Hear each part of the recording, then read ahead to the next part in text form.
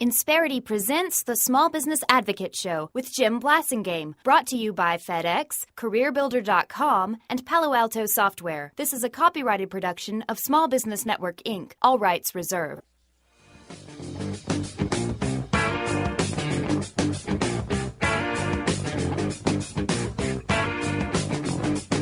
When you wake up in the morning and the light has hurt your head.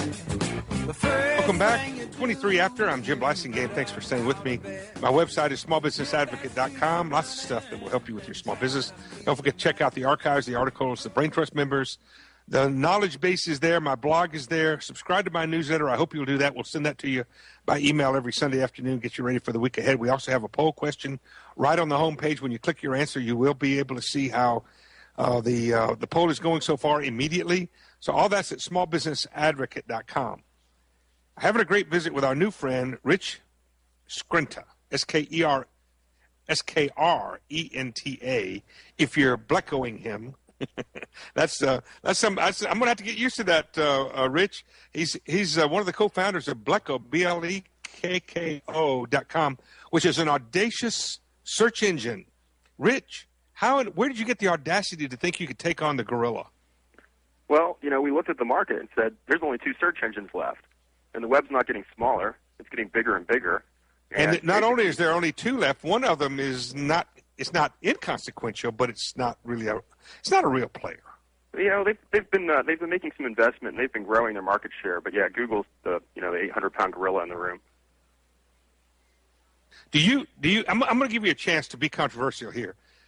The first thing that the Google guy said was do no evil. Is Google getting so big that it's getting harder and harder for them to live up to that? Well, it's we all have to live in the real world, and they've got a really big business to run. They've got I don't know, over 10,000 employees, maybe 20,000. Right. I haven't kept count.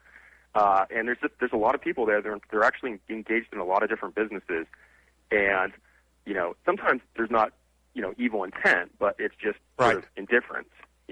Does Google care about you? And, sometimes the question is whether roughshod is the same thing as evil. But enough of that. I just wanted to have a little fun with you there.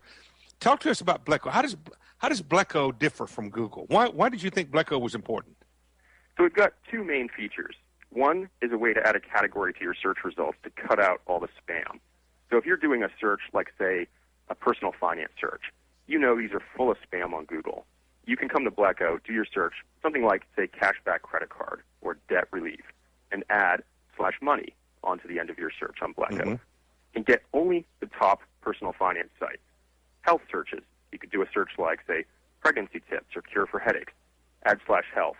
Over on Google, these results are full of spam. The other thing we're doing is when you say open. spam, what do you mean? Spam, there's a lot of poor quality content out there.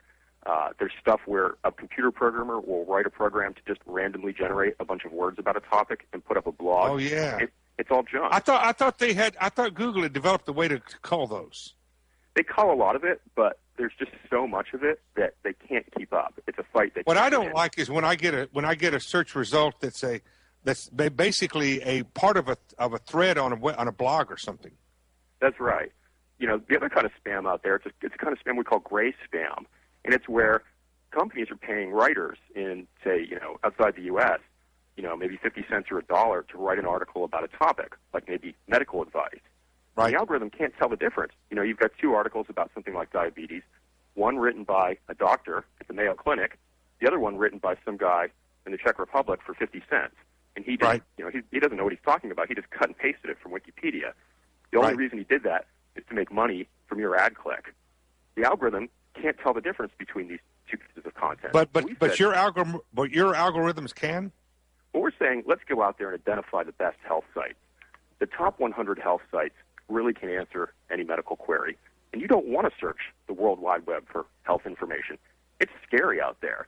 Let's keep you on trusted sites, Mayo Clinic, NIH, WebMD, sites that are going to give you trusted health information.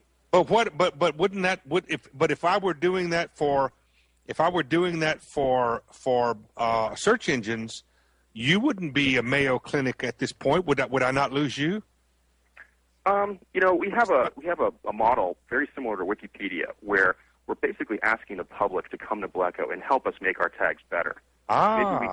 We might only have 100 sites in /health today, but we're inviting you to sign up. If you know about a good health site, tell us about it, and we'll add it. Mm-hmm.